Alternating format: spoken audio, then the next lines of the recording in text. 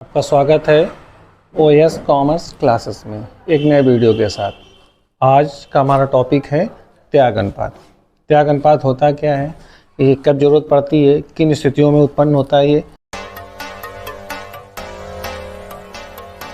देखिए, जब कभी कोई भी नया साझेदार हमारा फर्म में प्रवेश करता है, उस समय जब पुराने साझेदार होते हैं वो जिस अनुपात में अपना हिस्सा उसको देते हैं उसे हम लोग त्याग अनुपात कहते हैं। डीपली सुनते समझते हैं। यानी जैसे हम बोर्ड पे लिखा है, त्याग अनुपात बराबर पुराना अनुपात माइनस नया अनुपात। पुराना अनुपात का मतलब है जैसे ए और बी दो पार्टनर थे, वो 4 और 5 के अनुपात में कोई भी लाभ बांटते थे। उन्होंने सी को पार्टनर बना लिया और उसको कुछ हिस्सा देने के लिए सहमत हो गए।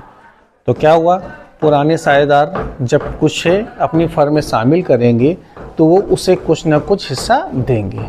जब देंगे, जिस अनुपात में उसको हिस्सा देंगे, जैसे उदाहरण में मान लेते हैं ए और बी दो लोग थे, खाना खा रहे थे, 3 रोटियां इनकी थाली में थी, 4 मान लेते इनके यहाँ 3 रोटियां थी।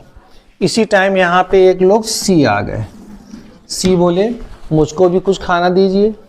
तो जब ये कुछ खाना मांगने लगे तो ये अपनी थाली से, ये इतनी ही रोटियां इनके पास हैं, इनके पास 4 है, इनके पास 3 है, ये क्या करेंगे, अपनी थाली से जिस अनुपात में इनको देंगे सी को, यानी सी जो ये हैं ये अपनी थाली लिए बैठे हैं, मान लेते इन्होंने इनको 2 रोटी दे दी, इन्होंने 1 रोटी दे दी, ठीक। तो इनको तो 3 रोटी मिल गई, परंतु जिस अनुपात में दी, इन्होंने कितने अनुपात में दी, 2 में दी, इन्होंने कितनी दी, 1 में दी। यानी कहने का मतलब इन्होंने जो भी किया 2:1 में किया। ये हमारा त्याग अनुपात हो गया। त्याग अनुपात की ज़रूरत कब पड़ती है, जब ये कोई नया साझेदार कुछ ना कुछ लेके आता है। उसमें 2 चीज़ें लेके आएगा ये, एक तो पूंजी लेके आएगा और एक ख्याति लेके आएगा। जो पूंजी होगी वो तो उसको इसके पास बनी रहेगी, लेकिन जो ख्याति लेके आएगा वो इन दोनों लोगों को बांटनी है। और ये याद रखना है, जब कभी भी नया साझेदार कोई भी ख्याति लेके आता है, बहुत क्वेश्चन पूछा जाता है टीजीटी पीजीटी में, ख्याति को किस अनुपात में बांटते हैं। तो आज से याद कर लीजिए सब लोग, ख्याति को हमेशा त्याग अनुपात में ही बांटेंगे, सैक्रिफाइसिंग रेशियो में ही बांटेंगे।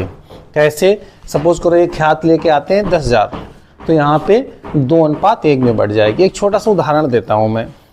आपके घर में आप लोग 2 भाई हो, दोनों लोग सो रहे हैं, 11 बजे रात में कोई मेहमान आ जाता है और वो मिठाई लेके आता है। जब मिठाई लेके आता है, दरवाज़ा खोलने जाते हो, तो जो दरवाज़ा खोलने गया उसने अपनी नींद को क्या किया, त्यागा। जब नींद को त्यागा तो मिठाई का डिब्बा किसको मिलेगा, जिसने नींद त्यागी। अगर दोनों लोग उठ के आए कि पहले आप उठे हैं, तो जो जितने अनुपात में उनकी सेवा कर रहा है उसी अनुपात में आपको उसको मिठाई लेने का हक है। ये हमारी साझेदारी में होता है। पर्सनल लाइफ में तो आप पूरा छोटा वाला डिब्बा का कोई भी छोटा वाला लेके भाग जाए वो अलग बात है, लेकिन यहाँ पे आपको ध्यान रखना है जो त्याग अनुपात में है उसी में ख्याति बटेगी। फिर एक बता दें त्याग अनुपात क्या है। पुराने साझेदार जो होते हैं जिस अनुपात में नए साझेदारों को हिस्सा देते हैं उसे हम त्याग अनुपात कहते हैं।